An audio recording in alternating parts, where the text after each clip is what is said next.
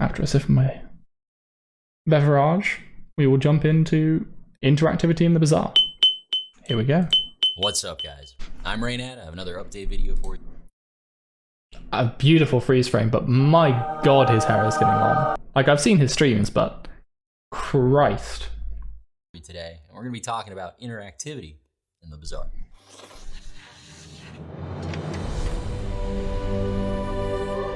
That's a bit quiet, so I'm turning it up for you guys. You know, just because it wasn't in the demo build we showed, doesn't mean it's not going to be in there. We 100% want you guys to be able to play the game. Yeah, the long and short of it is, there will be a way for you to play with your friends. Because one of the main reasons for them developing the game this way is they wanted it to be a social game. It should feel like a Bazaar where you can make friends and allies and whatever. So yeah, they wanted to really be a social game. And so they're going to definitely be addressing that. In all of the earlier versions of the game, all of your cards would directly affect your opponent's cards. Their cards would affect your cards. And even though it was a drafting game where you were building up a sandcastle, most of what the cards actually did was kick over the other guy's sandcastle. This interactivity was kind of hurting the most fun part of the game. So, most of the online card games we have today fall into, whether they be TCGs, tradable card games, or CCGs, collectible card games, fall into a different category to the Bazaar. The Bazaar is unlike most, if not all, competitive online card games that I can think of. Because the Bazaar isn't about building a deck and then taking it into a game. Or it features, if it works more like a draft mode. Or, and this is exactly where the Bazaar was inspired from, deck building games. These exist typically in smaller like board game type sets. The one that comes to mind, the one that I've played the most and I enjoy, is called Dominion. Dominion is a game where you and, let's say, 3 friends sit around a table and you each take turns, spend 1 gold, buy 1 card from a central pot, and you do this, and then you continue to play cards against each other and buy cards and whatever. But it's specifically a deck building game. You start out off without a deck, or you start off with just a couple of cards that give you your beginning resources. And we saw back in our previous updates, which you can see, actually I dropped a video on the channel on Thursday, which was a hypercut of that, so you can see where the Bazaar started and how it developed. But yeah, we see in that, like, the Bazaar started very similar to Dominion. You started out with, like 5 coins in your hand, and you would use that to buy your first card. And then you'd use that to start gaining an advantage. And sometimes you would go like a hyper economy build. Sometimes you go an aggressive build. It's all about this, like, building up this sandcastle along with someone across the way, or in the Dominion's case, like 3 people around you, building up your own sandcastles. They'd have very little interaction between one another. Very rarely are there cards that say, take a little bit of sand off of that person. That's less fun. You don't go to a sandcastle competition to, as he says, kick over other people's sandcastles. You're there to build the coolest thing. And that is one of the biggest draws of deck builders, is you have this really cool, unique strategy that you think will work, and you piece it together and the stars start to align. The last thing you want to do is to have someone just poke at that one central core piece and have it all fall apart. You want to have this grand strategy in your mind and be able to pull it off. And that's what the Bazaar is. That's what deck builders are. And that's what you're going to get. But that doesn't mean you're not going to have any interactivity whatsoever. Magic was the first really big strategy card game. And when that game came out, it had a ton of interaction. There's kill spells and counter spells and discard spells. And all of those cards stop your opponent from executing their game plan. So Magic, Hearthstone, Artifact, etc., they are by no means bad strategy games. Well, I mean, maybe Hearthstone, but we'll get to that. Actually, Artifact's fucking terrible. Anyway, they are by no means bad strategy games. They are your chess. They are very much a 1v1. You are against a singular person. You have to outwit them. You have to stop them doing what they're doing as much as you're doing what you're doing. The Bazaar is all about how smart you can be, how good of a strategy you can come up with, I guess in a vacuum. In a vacuum is a weird way of putting it, because you do know that other people will be coming up with strategies. You know what? Right, here we go. I finally got it. I finally got the analogy. Artifact, Hearthstone, Magic. They are your war generals, right? You've got an opponent.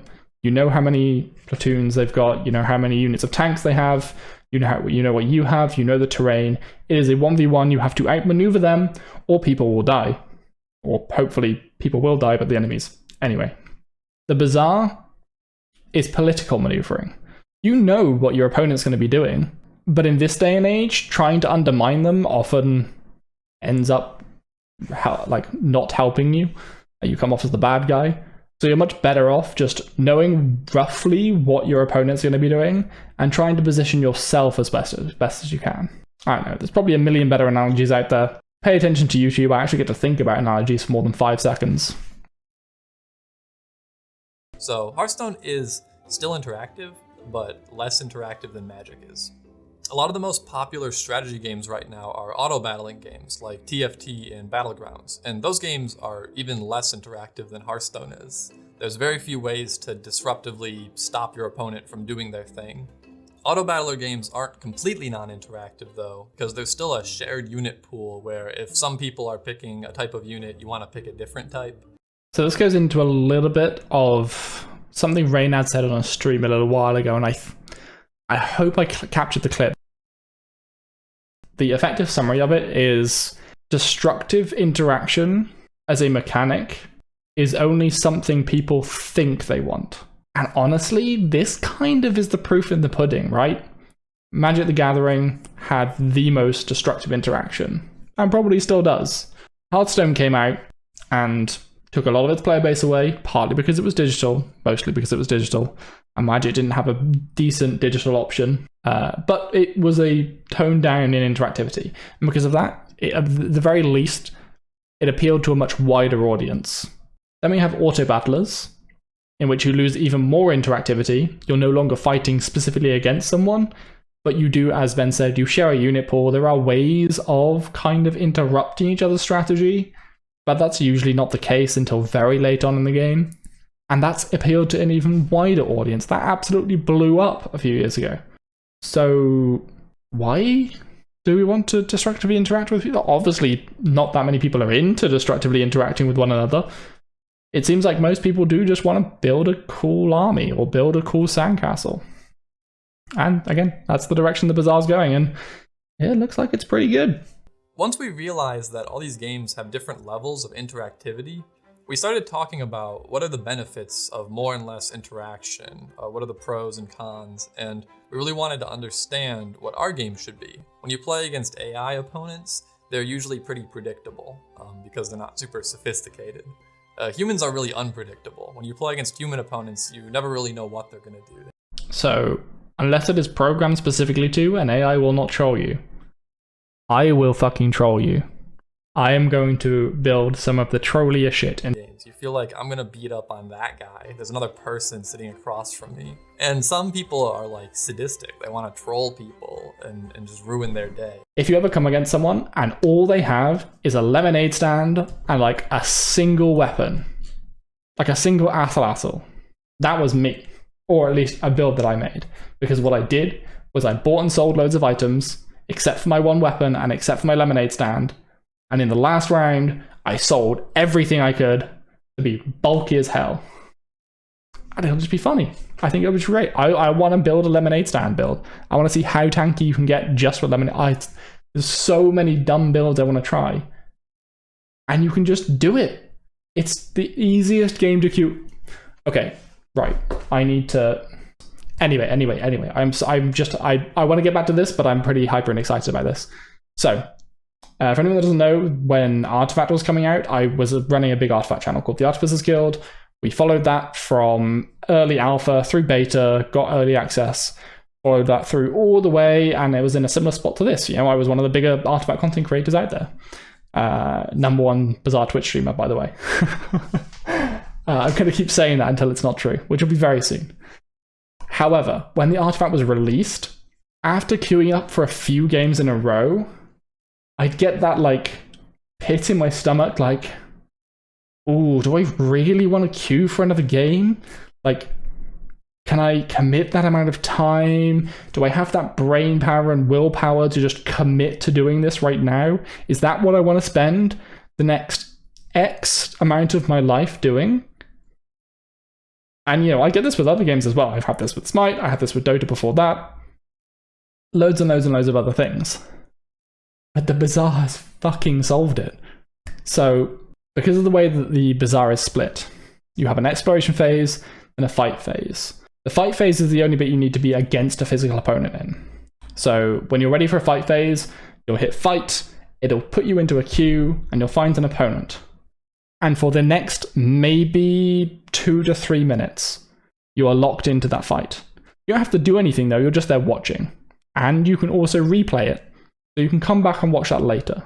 But if that wasn't good enough, if the ability to just walk away from the computer when you hit fight wasn't good enough, and you can come back and view it whenever you want, the entire rest of the game is played in a vacuum on your PC. I'm pretty sure you'll need internet connection and all that good shit, but you don't need to be queued up onto an opponent. There is no one waiting for you to do anything. You're not waiting for anyone to do anything. There is no commitment to time, to energy spent. If I get through 2 merchants and I'm like, fucking hell, that was draining. That's the worst 2 merchants I've ever been to. I have no fodder for my lemonade stand. If that happens, I can just fuck off. I can just go and do something else for 5 minutes. Come back to the game, fresh mind. Yeah, pop downstairs, make a cup of tea, sit down. Hell yeah, I'm ready. And then I'll come back in and then I'll get my 3rd loss on lemonade stand and queue next time. It doesn't matter. It's going to be so easy to queue games. It was so heartbreaking as well. When I'd followed this game from the early stages, spent so much of my time like building content for it. I love like the world.